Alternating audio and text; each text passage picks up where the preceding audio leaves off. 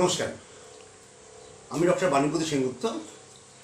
আমাদের কাছে বেশ কিছু প্রশ্ন এসছে অনেক জায়গা থেকে, কিন্তু তার মধ্যে সবচেয়ে বড় গল্প হচ্ছে বেশ কিছু প্রশ্ন কিন্তু প্রায় একই টাইপের, মানে তাদের আসল প্রশ্নটা কিন্তু এক, ডিফারেন্ট লোক পাঠিয়েছে, ডিফারেন্টভাবে পাঠিয়েছে, কিন্তু আসল প্রশ্নটা কিন্তু এক। আমরা সেগুলোকে ছেটে ছুটে 4-5টা কোশ্চেন আপনার দেখাবো, যেগুলোর মধ্যে বাকি যাদের প্রশ্নগুলো এসছে সেটাকে কভার আপ করে যাবে। প্রথম প্রশ্ন এসছে, আমরা কারণ নামটা বলতে পারছি না, কারণ অনেকেই চান না যে তার নামটা দেওয়া হোক, কিন্তু প্রশ্নগুলো আমি আপনাকে বলে দিচ্ছি। 1 নম্বর এসছে, আমার বউ এখন আমার সঙ্গে থাকাকালীন আমার এক বড়লোক বন্ধুর সাথে প্রেম করছে। আমার বন্ধু খুব একটা না চাইলেও আমার বউ জবরদস্তি বন্ধুর ঘাড়ে পড়ছে বড়লোক দেখে। ওর আগেরও এই একই হিস্ট্রি আমি বিয়ের পর জেনেছি। যে ছেলের সঙ্গে প্রেম করতো সে জীবনে তখনও দাঁড়ায়নি, তার থেকে আমার কর্পোরেটের চাকরি, বাড়ি গাড়ি সব থাকায় আমায় বিয়ে করে। ওর এই চরিত্র আমি কি করব? ও কি ঠিক হবে? আমি ওকে খুব ভালোবাসি, কিন্তু ও শুধু টাকাটাকেই ভালোবাসে, আমায় নয়। দেখুন, এটা এমন একটা অদ্ভুত প্রশ্ন যে টাকার প্রতি একটা ডিমান্ড প্রত্যেকের থাকে, কিন্তু টাকাটাই অনেকেরই ধারণা যে টাকাটা থাকলেই তার জীবনে সব কিছু সব ভালো হবে, কিন্তু তার নয়। মানুষের জীবনে ভালোবাসাটা হচ্ছে সবচেয়ে বড় জিনিস। টাকাটা দরকার, নিশ্চয়ই টাকা দরকার, কিন্তু টাকাটা এতটা দরকার নেই তার খাওয়া পড়া চলে গেলেই তার থেকে বেশি টাকা তো দরকার নেই। ভালোবাসাটা কিন্তু টাকা থেকে আসে না। এমন অনেক বড় লোক আছে, অনেক বড় বড় লোকের বাড়ি আছে যাদের টাকার কোনো অভাব নেই, যদি এখন গুণধর্ম করে টাকা শেষ করতে পারবে না বুড়ি জীবনে, তাদের বাড়িতে কিন্তু অশান্তি, চরম অশান্তি। আমি বেশ একজনকে জানি, পার্সোনালি জানি, তাদের প্রচুর পয়সা, কিন্তু বাড়িতে অশান্তির চরম। ভালোবাসাটাই আসল জিনিস, টাকাটা ভালো জিনিস না। টাকাটা নিশ্চয়ই দরকার, কিন্তু তার একটা লিমিটের মধ্যে। খুব বেশি ভালো হয়ে গেলে, টাকা হয়ে গেলে তখন কিন্তু আর প্রবলেম হবে, তখন অ্যারেস্ট করবে। আর টাকার যে গ্রিভান্সটা মহিলার আছে, সেটাকে আপনি কোনো ভালো সাইকিয়াট্রিস্টের সঙ্গে দেখা করুন, সে খানিকটা হয়তো ঠিক করে দিতে পারবে। একদম যে একদিনে ঠিক হয়ে যাবে আমি কথা বলছি না, কিন্তু আস্তে আস্তে এই ব্যাপারটা তার মাথা থেকে নামিয়ে দেওয়া যাবে। যেমন কোনো হিপনোটিস্ট যদি সামনে আপনার সঙ্গে দেখানো করেন, তাহলে সে আপনাকে তাকে আপনার মিসেসকে হিপনাইজ করে ওই খানিকটা করে সাবকনশাস ব্রেনে ঢুকিয়ে এই টাকার যে ডিমান্ডটা তার আস্তে আস্তে ক্লিয়ার করে দেবে। তাকে বোঝাতে হবে যে মানুষ টাকাটা দরকার, কিন্তু টাকাটাই একমাত্র দরকারি জিনিস নয়। তার ভালোবাসাটা, বাড়ির শান্তিটা তার থেকে অনেক বেশি দরকার। নেক্সট আরেকটি প্রশ্ন এসছে, আমার মা আমার সবচেয়ে বড় সমস্যা এই সর্বনাশ করেছে। আমি নিজে দেখে বিয়ে করেছি বলে আজ 6 বছর হচ্ছে, এখন আমার বউকে মানতে পারছে না। আমার বউ খুব চেষ্টা করে যায় মায়ের মন জয় করার জন্য, কিন্তু আজও পারেনি। মা এখনও চায় আমার অন্য নিজের পছন্দ করা মেয়ের সাথে বিয়ে দিতে। আমার বউকে আমি খুব ভালোবাসি, আমাকেও খুব ভালোবাসি। আমার মা যা করে, আমার নিজেদের আন্ডারস্ট্যান্ডিং ভালো না থাকলে কবেই আমাদের ডিভোর্স হয়ে যেত। এটা হচ্ছে চিরাচরিত শাশুড়ি প্রবলেম। অনেক বাড়িতে আছে, যেহেতু ছেলে নিজের থেকে বিয়ে করেছে, সেহেতু ছেলের সেই বিয়েটা পছন্দ নয়। সেই ছেলে বউয়ের থেকে অনেক খারাপ মেয়ে যদি যেহেতু সে নিজে দেখে দেবে, সেটা তার কাছে বেশি পছন্দ। এটাও কিন্তু এক প্রকারের বলতে পারেন মেন্টাল প্লাস্টিসিটি। তার সে মানতে পারছে না যে সে ভাবছে তার ছেলেরা তার হাত থেকে বেরিয়ে গিয়ে বউয়ের হাতে চলে যাচ্ছে। এটা একটা চিরাচরিত প্রবলেম, শাশুড়িদের একটা চিরাচরিত, মায়েদের একটা চিরাচরিত প্রবলেম, যে আমার ছেলেটা বিয়ের পর আমার হাত থেকে বেরিয়ে যাবে। একটা কথা আছে ইংরেজিতে, যদিও সে কথা কতটা সত্যি আমি জানি না, যে daughter is daughter till her life and a son is son till he has a wife. এটা কিন্তু ঠিক কথাটা খুব সত্যি কথা নয়। এমন অনেক ফ্যামিলি আছে আমি জানি, যারা বিয়ের পরও বাবা মাকে নিয়ে খুব সুন্দরভাবে ফ্যামিলি মেনটেন করছে, তাদের কোনো প্রবলেম নেই। এটা সবই ডিপেন্ড করে কোন ফ্যামিলি থেকে সে মেয়ে আসছে। যদি সে মেয়েটা যদি ভালো ফ্যামিলির হয় এবং সে যদি বাড়িতে এরকম জয়েন্ট ফ্যামিলি দেখে থাকে, তার কখনো কোনো প্রবলেম নেই। আর শাশুড়িদের প্রবলেম হচ্ছে সে মনে করে আমার হাত থেকে আমার ছেলেটা বেরিয়ে যাচ্ছে। এটাও কোনো সাইকিয়াট্রিস্টকে দেখাতে হবে, তার দু চারটে কাউন্সিলিং করতে হবে। কিন্তু সবচেয়ে বড় কথা কি জানেন তো, যে মায়ের মাথায় একবার ঢুকে গেছে আমার এই বউটা খারাপ, তার থেকে অনেক খারাপ মেয়েও যদি আমি যেহেতু দেখে দেবো সেই মেয়েটাই আমার কাছে ভালো হবে, এটা সবচেয়ে বড় ভুল ধারণা। তার কারণ এই মেয়েটা ভালো, এই জন্যে ভালো বলছি যে সে শাশুড়িকে মানাবার চেষ্টা করছে, দিনের পর দিন চেষ্টা করছে শাশুড়িকে ভালো রাখার। কিন্তু নতুন যে উনি যে যাকে ঠিক করবেন সেই যে তাকে ভালো রাখবার চেষ্টা করবে এমন কোনো লেখাপড়া নেই। হয়তো দেখা যাবে সে মেয়েটি এসে তার শাশুড়ি উঠতে বসতে অপদস্থ করবে, তখন তার কিন্তু নিচে কোনো বিকল্প থাকবে না এই মেয়েটাকে ফিরিয়ে আনা। সুতরাং এটাকে তাকে বোঝাতে হবে। যদি আপনারা পাঠিয়ে তাকে কোনো সাইকিয়াট্রিস্টকে দেখান, তিনি সেটা বুঝিয়ে দেবেন এবং আশা করি এই প্রবলেম আপনার সলভ হয়ে যাবে। থার্ড একটা প্রশ্ন এসছে, আমি ব্যাংকে চাকরি করি, আমার বিয়ে হয়েছে এই 1 বছর মাত্র, তাও খুব কষ্ট করে কাটলো। বিয়েতে দেখাশোনা করে, কিন্তু আমি আমার বিয়ের ঠিক হবার পরই 6 মাস প্রেম করেছি। ও বিয়ের আগে সে 6 মাস প্রেম করেছে, ডেট 6 মাস পরে ছিল হয়তো তাই।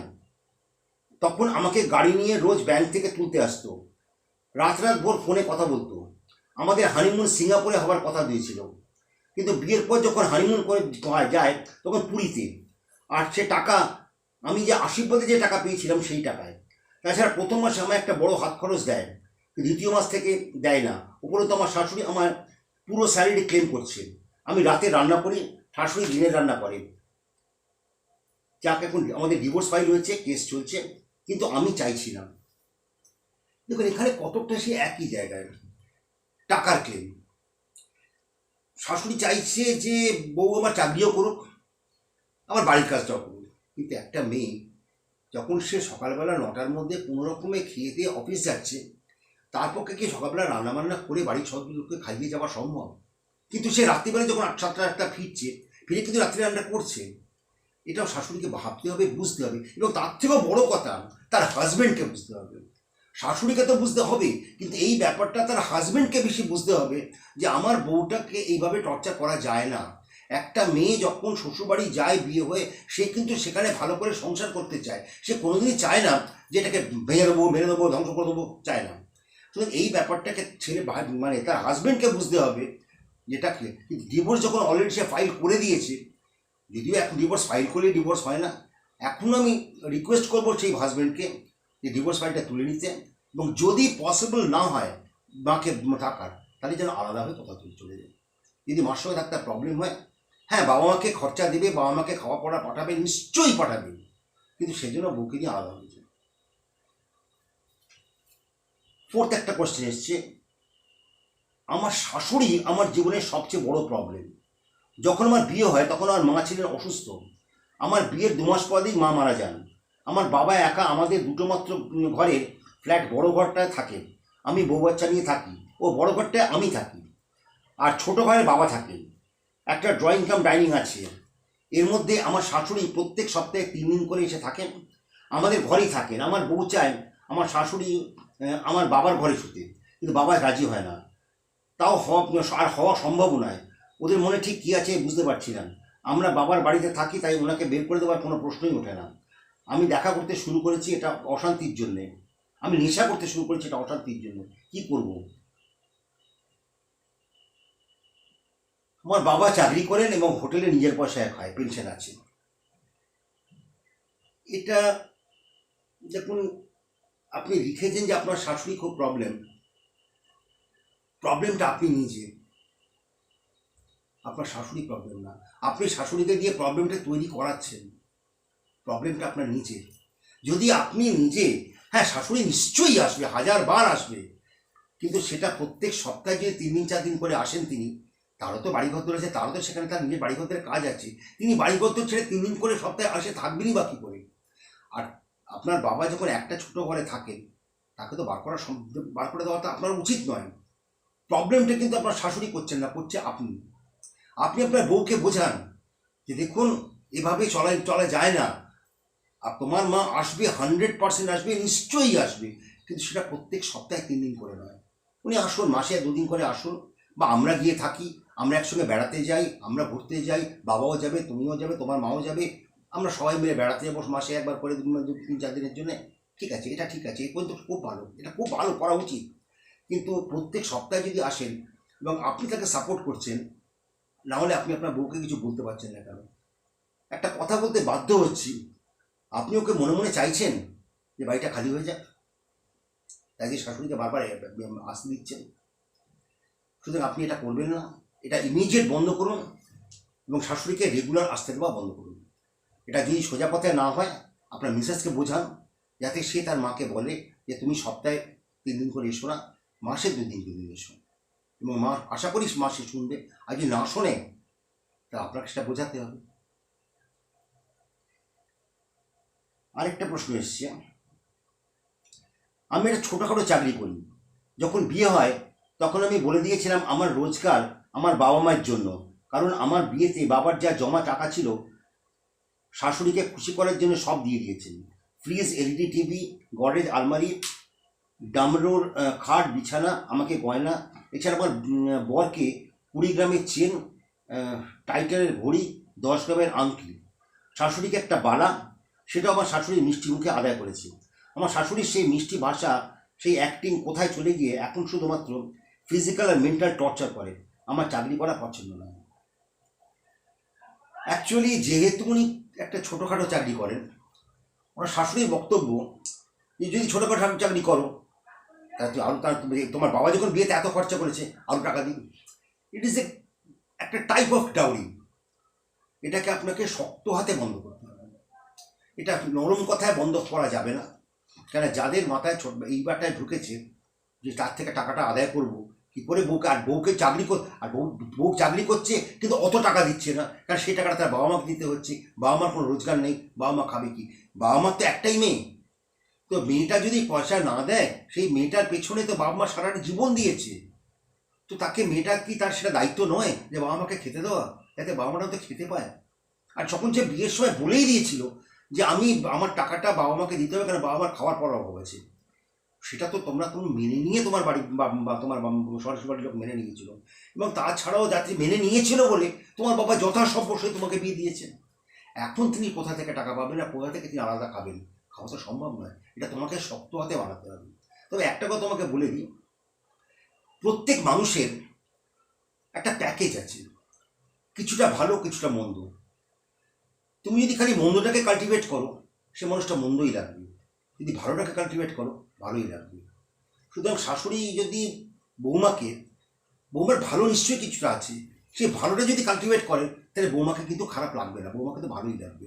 কিন্তু উনি খারাপ করতে কাল্টিভেট করছেন কি খারাপটা, তাইতে বৌমা আরও দিনকে দিন চক্ষু শুরু যাচ্ছে। এটাকে কিন্তু আপনাকে শক্ত হাতে আটকাতে হবে। এটা কিন্তু খুব সফট হিসেবে আপনি আটকাতে পারবেন না।